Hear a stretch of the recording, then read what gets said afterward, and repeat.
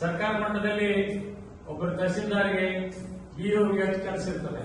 ಆದ್ರೆ ಒಂದ್ ದಿವಸ ಅವರು ಬೆಂಗಳೂರಿಗೆ ಬಂದು ಹೋದ್ರೆ ಅಲ್ಲಿ ಕೆಲಸ ಎಲ್ಲ ಬಂದಾಗ ನಾ ಹೇಳಿದೆ, ನಾ ಇಲ್ಲಿ ಗೊತ್ತಿರ್ತೀನಿ, ನೀವು ಯಾವಾಗ ಹೇಳ್ತೀರಿ ಅಲ್ಲಿ ಬಂದು ಮುಂಜಾನೆ 11ರಿಂದ 2, ಮಧ್ಯಾಹ್ನ 3ರಿಂದ 5 ನೀವು ಬಂದು ಹೇಳಿ ಹೋಗ್ರಿ ಅಂತ ಕೆಲಸ. ಈ ತರ ಈ ನ್ಯಾಯಾಲಯವನ್ನ ಸಾಮಾನ್ಯ ಜನರಿಗೆ ಸಮೀಪ ಹೋಗುವಂತಹ ಕೆಲಸವನ್ನ ನಾನು ಮಾಹಿತಿ ಆಯುಕ್ತನಾಗಿ ಸರ್ಕಾರದಲ್ಲಿ ತುಂಬಿ ಅವಾಗ ಪೀಠಗಳನ್ನು ಮಾಡಕ್ಕೆ ಪ್ರಸ್ತಾವನೆ ಅವಾಗ ಇದ್ದಾಗ ಮಾಡಿ 2011ರಲ್ಲಿ ನಂತರ ಪೀಠ ಆಯ್ತು. ಆಮೇಲೆ ಈ ಗ್ರಂಥ ರಚನೆಗೆ ಕಾರಣ ಅಂತ ಹೇಳ್ತಾರೆ. ನಾನು ಜಿಲ್ಲಾ ಪ್ರವಾಸ ಕೈಗೊಂಡಾಗ ನಾನು ಪ್ರೆಸ್ ಮೀಟ್ ಮಾಡ್ತಿದ್ದೆ, ಸಾರ್ವಜನಿಕರ ತಿಳುವಳಿಕೆಗೆ ಅಧಿಕಾರಿಗಳಿಗೆ ಟ್ರೈನಿಂಗ್ ಕೊಡ್ತಾ ಇದ್ದೆ. ಅಂದ್ರೆ ಅರ್ಜಿ ಬಂದ್ರೆ ಏನ್ ಮಾಡಬೇಕು, ಬಹಳ ಜನಕ್ಕೆ ಆ ಮಾಹಿತಿ ಹಾಕಿದ ಬಗ್ಗೆ ಅಧಿಕಾರಿಗಳು ಬಹಳ ಜನ ಗೊತ್ತಿದ್ದಿಲ್ಲ. ಅವಾಗ ಅವರು ಬಂದ ತಕ್ಷಣ ಅದನ್ನ ಇಟ್ಕೊಂಡ್ ಬಿಡ್ತಿದ್ರು. ಅದರಲ್ಲಿ ಕಾಯ್ದೆ ಏನೈತೆ ಅಂದ್ರೆ 30 ದಿವಸದೊಳಗೆ ಮಾಹಿತಿ ಕೊಡಬೇಕು, ಕೊಡಕ್ಕಾಗಿಲ್ಲ ಅಂದ್ರೆ ಯಾಕಂತ ಉತ್ತರ ಹೇಳ್ಬೇಕು, ಬರಿಬೇಕು. 30 ದಿವಸದಲ್ಲಿ ಬರೀಬೇಕು. ಅದು ಟೈಮ್ ಅದು 30 ಡೇಸ್. 31ನೇ ದಿವಸ ಆತಂದ್ರೆ ಒಂದು ದಿವಸಕ್ಕೆ 250 ರೂಪಾಯಿದಾಗ ಒಂದು ಅಪೀಲ್ಗೆ, ಒಂದು ಅರ್ಜಿಗೆ 25,000 ದಂಡ ಒಬ್ಬ ಅಧಿಕಾರಿಗಳ ಮೇಲೆ ಹಾಕಲಿಕ್ಕೆ ಅವಕಾಶ. ಅಧಿಕಾರಿಗಳಿಗೆ ಕಾಯ್ದೆ ಬಗ್ಗೆ ಗೊತ್ತಿಲ್ಲ, ಏನ್ ಮಾಡ್ಬೇಕು ಅಂತ ಗೊತ್ತಿದ್ದಿಲ್ಲ. ನಾನು ಟ್ರೈನಿಂಗ್ ಕೊಟ್ಟನಂತಾಗ ಒಬ್ರು ಅಧಿಕಾರಿಗಳು ಹೇಳಿದ್ರು, ಸರ್ ನೀವು ಇಷ್ಟು ಚೆನ್ನಾಗಿ ಹೇಳ್ತಾ ಇದ್ದೀರಿ, ನೀವು ಹೇಳಿ ಹೋಗ್ಬಿಟ್ರಿ ಅಂದ್ರೆ ನಮಗೆ ಗೊತ್ತಾಗೋಲ್ಲ, ನೀವೊಂದು ಯಾಕೆ ಪುಸ್ತಕ ಗ್ರಂಥವನ್ನ ಯಾಕೆ ಬರೀಬಾರ್ದು ಅಂತ ಅವರು ಬೆಳಗಾವಿಯಲ್ಲಿ ಭಾಷಣ ಮಾಡಿದಾಗ ಒಬ್ರು ಹೇಳಿದರು. ಆಯ್ತು ತಿಳ್ಕೊಂಡು ಅದು ಎಲ್ಲ ವಿಷಯಗಳನ್ನ ಕಲೆಕ್ಟ್ ಮಾಡಿ 2015ರಲ್ಲಿ ಪ್ರಥಮ ಗ್ರಂಥವನ್ನ ಸಾಹೇಬರು ಇಲ್ಲಿ ಬಿಡುಗಡೆ ಮಾಡಿದ್ರು. ಅದರ ನಂತರ 2019ರಲ್ಲಿ ಕೊರೋನಾ ಇತ್ತು. 2023ರಲ್ಲಿ ಲೋಕಾಯುಕ್ತ ಸಾಹೇಬರು, ಬಿ ಎಸ್ ಪಾಟೀಲ್ ಸಾಹೇಬರು, ಪಲ್ಲೆ ಸಾಹೇಬರು ಬಂದಿದ್ರು. ಅವ್ರು ಬಂದು ಬಿಡುಗಡೆ ಮಾಡಿದ್ರು. ಇದು 4ನೇ ಆವೃತ್ತಿ.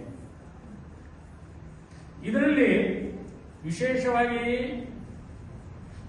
ನನ್ನ ಗ್ರಂಥದಲ್ಲಿ ಇಡೀ ದೇಶದಲ್ಲಿ 20 ವರ್ಷ ಮಾಹಿತಿ ಸಂಬಂಧ ಇದ್ದದ್ದು ಏನು ಜಜ್ಮೆಂಟ್ ಆಗಿದೆ ಇಷ್ಟು ನನ್ನ ಬುಕ್ನಲ್ಲಿ. ನಮ್ಮ ಕರ್ನಾಟಕ ಹೈಕೋರ್ಟ್, ಬೇರೆ ಹೈಕೋರ್ಟ್, ನಮ್ಮ ಸೆಂಟ್ರಲ್ ಇನ್ಫಾರ್ಮೇಶನ್ ಕಮಿಷನ್ ಅಂತದೆ, ರಾಜ್ಯಕ್ಕೊಂದಿರ್ತದೆ 10 ಜನ ಕಮಿಷನರ್ಸ್, ಒಬ್ರು ಚೀಫ್ ಇನ್ಫಾರ್ಮೇಶನ್ ಕಮಿಷನರ್. ದೇಶಕ್ಕೆ ಒಬ್ರು ಇರ್ತಾರೆ, ಅಲ್ಲಿ ಒಂದು CIC ಇರ್ತಾರೆ, ಸೆಂಟ್ರಲ್ ಇನ್ಫಾರ್ಮೇಶನ್, ಅವರೊಬ್ಬರು ಚೀಫ್, ಆಮೇಲೆ 10 ಜನ ಮೆಂಬರ್ಸ್. ಅವೆಲ್ಲ ಸೆಂಟ್ರಲ್ ಗವರ್ಮೆಂಟ್ ಅವ್ರು ನೋಡ್ಕೊತಾರೆ. ಇಲ್ಲಿ ಪೋಸ್ಟ್, ಬ್ಯಾಂಕ್ ಏನದಾವ ಅವೆಲ್ಲ CIC, ಸೆಂಟ್ರಲ್ ಇನ್ಫಾರ್ಮೇಶನ್ ಕಮಿಷನ್ ಅಂಡರ್ನೇ ಬರ್ತದೆ. ರಾಜ್ಯ ಸರ್ಕಾರದ ಇಲಾಖೆಗಳು ಎಲ್ಲ ಮಾಹಿತಿ ಹಕ್ಕು commission, KIC, Karnataka information commission ಅಂಡರ್ನೇ ಬರ್ತದೆ. ಈ ತರದ ಟ್ರೈನಿಂಗ್ ಅನ್ನ ಕೊಟ್ಟ ನಂತರ ಬಹಳ ಜನಕ್ಕೆ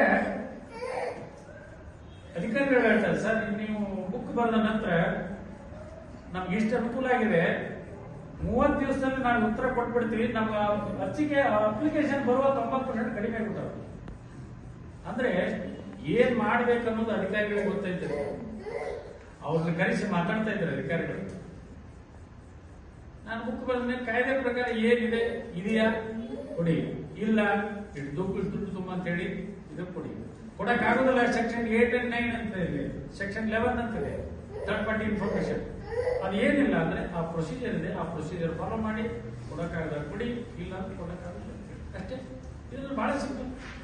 ಆದ್ರೆ ಇದರಲ್ಲಿ 2 ಇಂಪಾರ್ಟೆಂಟ್ ಆಗಿ ಹೇಳ್ತೀನಿ. ಇದನ್ನು ನಾನು ಅಧಿಕಾರಿಗಳು ಯಾವಾಗಲೂ ಹೇಳ್ತಾ ಇರ್ತೀನಿ, you should be prompt and honest. Prompt 30 ದಿವಸದಲ್ಲಿ ಕೊಡಬೇಕು, and you should be honest. ಸುಳ್ಳು ಹೇಳೋಂಗಿಲ್ಲ.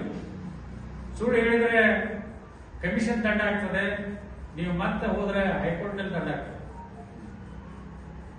ಸುಳ್ಳು ಹೇಳೋಂಗಿಲ್ಲ ಅಧಿಕಾರಿಗಳು, ಇದ್ದದ್ದನ್ನೇ ಹೇಳಬೇಕು ಅನ್ನುವಂಥದ್ದನ್ನ ನಾನು ಹೇಳಿದ ನಂತರ ಬಹಳ ಜನಕ್ಕೆ ಅಧಿಕಾರಿಗಳು ಈ ಮಾಹಿತಿಯ ಮೂಲಕ, ಮಾಹಿತಿಯನ್ನು ಕೊಡುವುದರ ಮೂಲಕ ಪಾರದರ್ಶಕತೆ ನಮ್ಮ ರಾಜ್ಯದಲ್ಲಿ, ದೇಶದಲ್ಲಿ ಬಂದಿದೆ.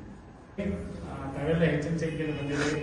ವಿಶೇಷವಾಗಿ ನಮ್ಮ ಜೋಶಿ ಅವರು 4 ಬುಕ್ ಮಾಡೋಳಗೆ ಅವರು ಅರ್ಧ ಆಟೆ ಬಂದಿರ್ತಾರೆ. ಹೀಗಾಗಿ ನನ್ನ ಜೊತೆ ಯಾರ ಭೇಟಿ ಆಗ್ತಾರೆ ಅವರು ಹೆಚ್ಚು ಕಡಿಮೆ ಒಂದು 50% ಆಟೆ ಅವರಿಗೆ ಟ್ರಾನ್ಸ್ಫರ್ ಮಾಡೇ ಬಿಟ್ಟಿರ್ತಾರೆ. ಹೇಳಿ.